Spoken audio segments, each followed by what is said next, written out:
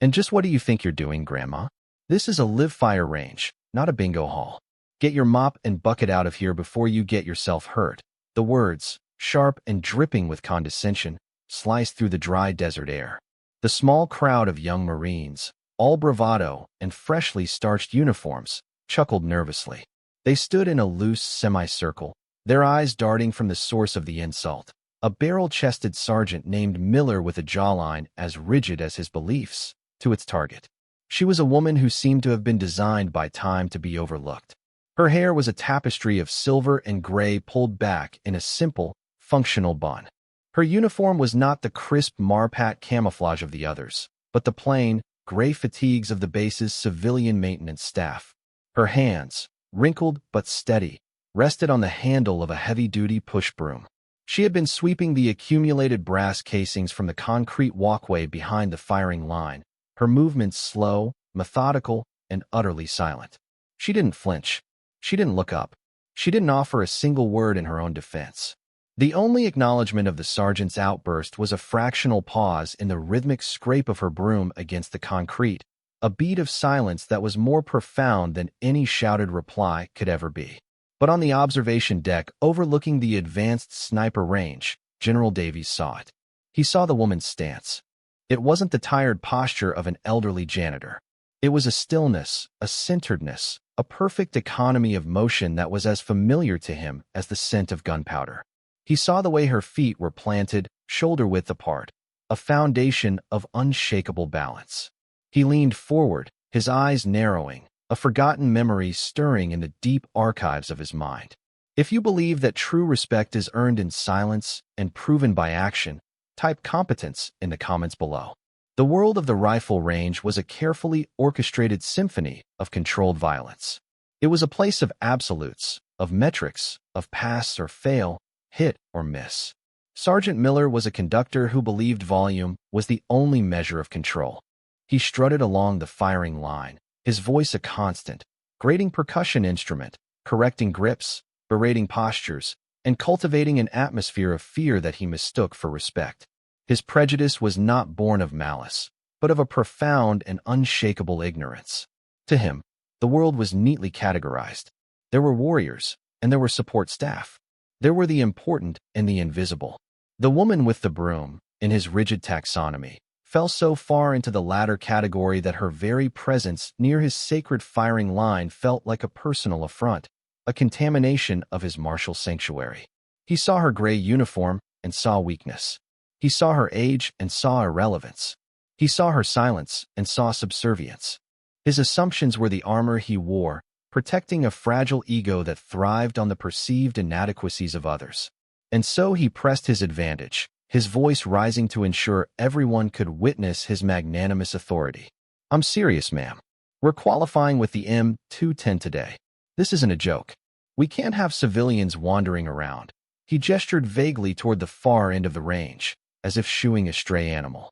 The woman, whose name was Anna Morales according to the simple plastic clip on her shirt, finally finished her sweep of the brass.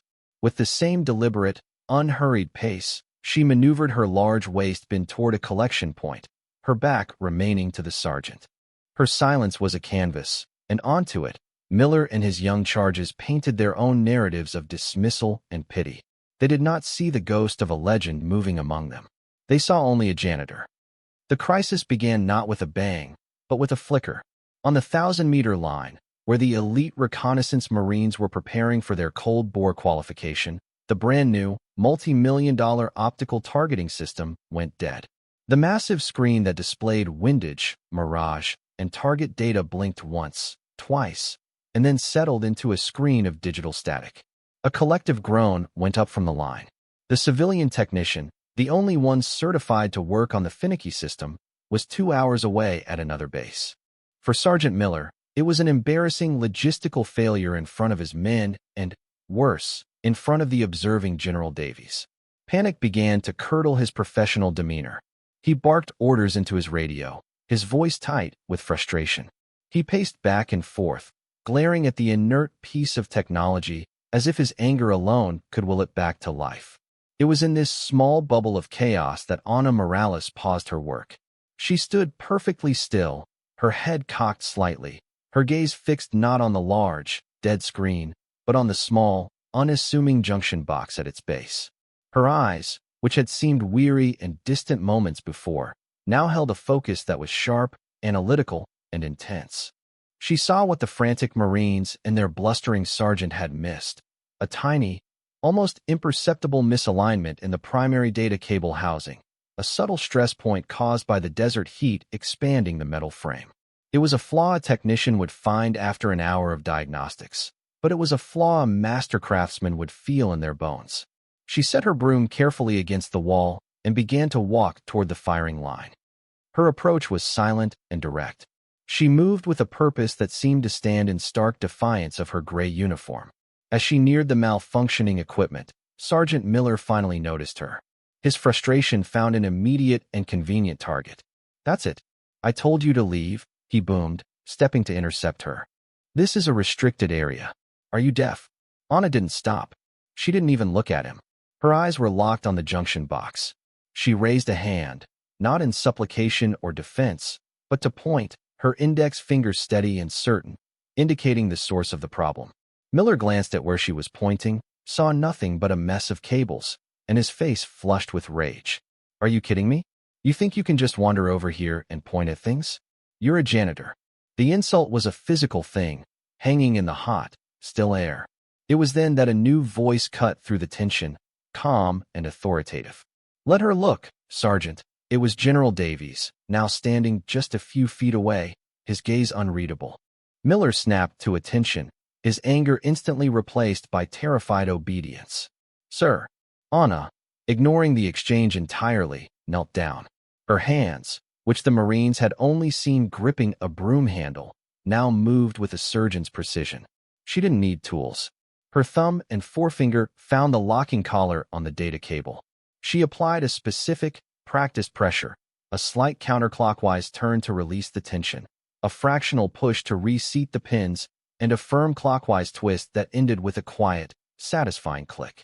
It was a movement born of 1,000 repetitions in darkness, under fire, in conditions far worse than a sunny day at the range.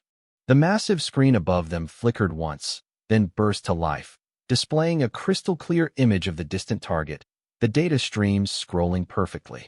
A collective gasp rippled down the line of Marines. The silence that followed was absolute. Miller stared, his mouth agape, his entire worldview crumbling in the space of a single, silent action. He looked from the screen to the old woman, and for the first time, a sliver of doubt, cold and sharp, pierced his armor of arrogance. He finally managed to stammer, How did you do that?" Anna rose slowly to her feet, her joints creaking softly. She looked at the perfectly functioning system, then at the M210 rifle resting on the bipod nearby. She turned her eyes to Miller, and for the first time, she spoke to him directly. Her voice was quiet, raspy from disuse, but it carried an undeniable weight. "The housing expands in the heat. It pulls the pins. You have to reset it by feel." Then, a challenge bloomed in Miller's shocked mind, a desperate attempt to reclaim some semblance of control, to frame her impossible knowledge as a lucky guess. "A lucky guess," he blurted out, more to himself than to her. "There's no way you could know that. Prove it. Prove that it's accurate." He gestured foolishly at the rifle. It was a nonsensical challenge, but in his shattered reality, it was all he had left.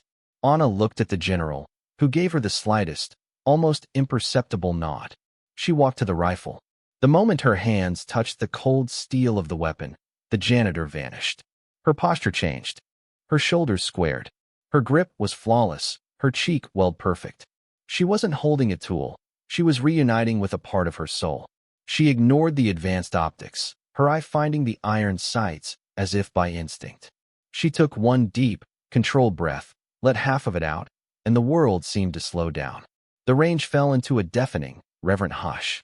The crack of the rifle was sharp and singular, a punctuation mark at the end of a long, unspoken sentence. Far downrange, on the resurrected monitor, a new hole appeared, a perfect black circle dead center in the target's bullseye. A 1 in a million cold-bore shot. A shot that wasn't just skill. It was a statement. It was a legacy. The silence on the range stretched into an eternity. It was a heavy, weighted silence, filled with the shattering of assumptions. The young Marines stared, their faces a mixture of awe and disbelief. They looked at the impossible hole on the screen, then back at the small, gray-haired woman who was now calmly stepping away from the rifle, her brief, blinding transformation already receding. She was becoming a janitor again, her posture softening, her energy retracting into the shell of anonymity she wore so comfortably. Sergeant Miller was frozen, a statue of pure cognitive dissonance. His mind simply could not process what his eyes had just witnessed. The foundation of his world, the clear, simple lines between the weak and the strong, the ignorant and the expert, had been pulverized into dust. It was General Davies who finally moved, breaking the spell. He walked not toward Miller, but directly to Anna. He stopped a respectful distance from her, his gaze filled with a dawning recognition that bordered on reverence. He did not see a janitor. He saw the ghost he had been chasing in his memory, the echo of a legend he had heard whispered in classified briefings decades ago. "The schoolhouse at Quantico," the general said, his voice low and firm, not a question but a statement of fact. "You were one of the instructors under Colonel Thorne, weren't you?" Anna met his gaze, and, for the first time, a flicker of her past self shone through her tired eyes. A quiet strength, an unyielding professionalism. She gave a single, slow nod. "Yes, sir," she replied, her voice barely a whisper. The general's face softened with profound respect. He turned his head slightly, his eyes locking onto the still paralyzed Sergeant Miller. His voice was no longer soft. It was forged from cold, hard steel. "Sergeant," he commanded, "get on the terminal. I want you to pull up service record file number 7-4-5-9-2 Alpha. Authorization code, Davies, Omega 7-inch. Sergeant Miller fumbled with the keys on the ruggedized laptop in the range tower, his fingers clumsy with shock and adrenaline. The authorization code the general had provided was a level of clearance he had never even seen before, one reserved for the highest echelons of command. He typed in the service record number, his heart pounding against his ribs. The system whirred for a moment, accessing a deeply archived, long-dormant file. Then, a name appeared on the screen, and with it, a photograph of a young, fierce-looking woman in a Marine Corps dress uniform, her chest covered in ribbons. The name on the file was Ana Morales. The rank beneath it made Miller physically recoil from the screen. Master Gunnery Sergeant, retired. General Davies' voice filled the small tower, broadcast over the range's public address system for every Marine to hear, each word landing like a hammer blow. "Read the commendations, Sergeant." Out loud, Miller's voice trembled as he began to read from the screen. "Unit assignment. Chief Instructor, United States Marine Corps Scout Sniper School, Quantico. Senior Armorer and Ballistics Specialist, 1st Reconnaissance Battalion." He paused, needing to swallow. "Notable qualifications: High-Angle Marksmanship Master Instructor. Extreme Environment Weapons Maintenance Specialist," he continued, his voice growing fainter with each revelation. "Awards and decorations: Silver Star for Valor, Bronze Star with Combat V, Purple Heart, Navy and Marine Corps Commendation Medal." The list went on, a litany of heroism and unparalleled expertise that painted a portrait of a warrior who was not just elite, but legendary. The general let the weight of those words settle over the stunned audience. "Master Gunnery Sergeant Morales," he continued, his voice booming across the silent range, "holds the third longest confirmed combat shot in the history of this corps. She didn't just teach Marines how to shoot. She taught the instructors how to teach. She wrote the book on diagnosing and repairing these weapon systems under conditions you can't even imagine, Sergeant. She has forgotten more about this rifle than you will ever know." General Davies walked from the tower and onto the concrete, stopping directly in front of Anna. The two-star general, a man who commanded thousands, drew himself to the rigid position of attention. He raised his hand in a slow, deliberate, perfect salute. "It is an honor to be on your range, Master Guns," he said, his voice thick with an emotion that every Marine present understood: absolute, unconditional respect. One by one, from the youngest private to the most senior officer, every single Marine on that range snapped to attention and rendered a salute to the quiet woman in the janitor's uniform. The story of that day spread not like wildfire, but like a change in the weather. It seeped into the very atmosphere of the base. It started with the stunned recon Marines, who spoke in hushed, reverent tones about the ghost janitor, who fired a perfect cold-bore shot and was saluted by a general. It traveled from the rifle range to the mess hall, from the barracks to the motor pool. Sergeants used the story to humble arrogant new privates. Officers used it as a lesson in leadership, a stark reminder that competence wears many uniforms, and sometimes no uniform at all. The legend of Ana Morales became a new kind of institutional folklore, a modern parable for a timeless military truth. Assumptions are a liability no warrior can afford. The greatest transformation, however, occurred in Sergeant Miller. The event did not just humble him. It broke him down and rebuilt him. The rigid certainty that had defined him was replaced by a quiet, searching curiosity. His boisterous arrogance gave way to a measured, respectful demeanor. He had spent his career judging books by their covers, and he had just been shown, in the most public and undeniable way possible, that the most profound novel can be bound in the plainest of covers. A few days after the incident, he found Ana by the maintenance sheds, meticulously cleaning her tools. He approached her not with the swagger of a superior, but with the deference of a student. He stood before her, his hat in his hands.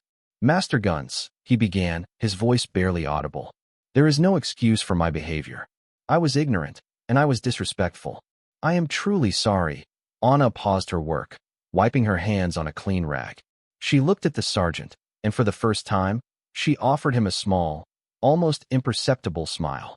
She saw not the arrogant man who had insulted her, but a young Marine who had learned a hard and valuable lesson. "Your target is not the enemy, Sergeant," she said, her voice soft. "It is your own pride. Keep your eyes on that." She then turned back to her work, the conversation over. Miller stood there for a long moment, the simple wisdom of her words settling into his soul. "Eyes on my pride," he repeated to himself. It became his new creed. The physical evidence of the legend remained. The single brass casing from Anna's shot was recovered. A young Marine, a skilled woodworker in his spare time, mounted it on a polished plaque of oak. It was placed in a glass case inside the range tower, right next to the historic trophies and championship medals. The inscription was simple, engraved on a small brass plate: "The Morales Shot. MGSGT. Ana Morales, Ret." A lesson in humility. Every shooter who entered the tower saw it. Every new range safety officer was told the story. It became a permanent part of the range's identity, a constant, silent reminder that the true measure of a warrior is not the volume of their voice, but the precision of their actions. Ana, for her part, changed very little. She continued her duties with the same quiet dignity as before. Yet, everything was different. The sea of young faces she moved through no longer saw her as invisible. They parted for her with a quiet reverence. A young private might rush to hold a door open for her. A captain might offer a crisp, "Good morning, ma'am." They were small gestures, but they were a universe away from the dismissive arrogance of before. The most promising young snipers, the ones with the true gift, began to seek her out. They wouldn't ask for war stories. They would find her during her break, sitting on a bench behind the mess hall, and ask quiet, technical questions. "Master Guns, I'm having trouble reading the Mirage past 800 meters," or "Master Guns, what's the best way to clean the carbon from the bolt carrier group on the M210? She would answer them in her typical minimalist fashion, offering a single, perfect piece of advice that would unlock a new level of understanding for them. She was teaching again, not in a formal classroom, but in the quiet moments between her duties, passing on a legacy of silent competence to a new generation. Months turned into a year. The cultural shift at the base was palpable. The Morales Shot was no longer just a story, it was a standard. It became the benchmark for professionalism. The new creed, spoken or unspoken, was to be like Morales: quiet, observant, and undeniably competent. Sergeant Miller, now a gunnery sergeant, was one of the most respected leaders on the base. He mentored his Marines with a patience and wisdom that no one would have thought him capable of a year prior. He often told them the story of his own humiliation, using his failure as his most powerful teaching tool. "I looked at a hero and saw a janitor," he would tell his squads. "I let my eyes deceive me. Do not make my mistake. Look for the skill, not the package it comes in. Respect is not about rank or title. It is about competence. Find the competent ones and learn from them.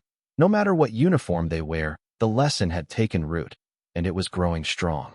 The entire base had become a better place, its warriors more focused, more humble, and more effective, all because one quiet professional had been challenged and had answered not with words, but with a single, perfect action. Her legacy was not in the medals packed away in a box somewhere, or in the name etched into the Corps' hidden history. Her true legacy was in the improved character of the Marines she now served alongside in her quiet, unassuming way. The nature of true strength is often misunderstood. It is not the thunderous roar of a lion, but the silent, inexorable pressure of a river carving its way through stone. It is not the boisterous claim of superiority, but the quiet, demonstrated mastery of a craft. Ana Morales never sought recognition. She never asked for respect. She simply embodied a standard, a quiet professionalism that was so profound, so deeply ingrained in her very being, that it could not be denied once it was revealed. Her silence was not emptiness. It was a vessel filled with experience, discipline, and a competence so complete that it required no announcement. She taught an entire generation of warriors that the most important battles are often fought within oneself. The battle against pride, the battle against assumption, the battle against the ego's desperate need for validation. Her story became a timeless reminder that a legacy is not what is written on a plaque or a headstone. A true legacy lives in the standards that continue forward, in the lessons that are passed down not through manuals, but through actions. It lives in the quiet nod of respect given to the unassuming, in the search for wisdom in the most unexpected of places. The shot she fired that day was not aimed at a target 1,000 meters away. It was aimed at the heart of arrogance itself, and it did not miss. For more stories where quiet competence triumphs over loud assumption and where silent professionalism defines their worth, subscribe to Unknown Heroine Stories.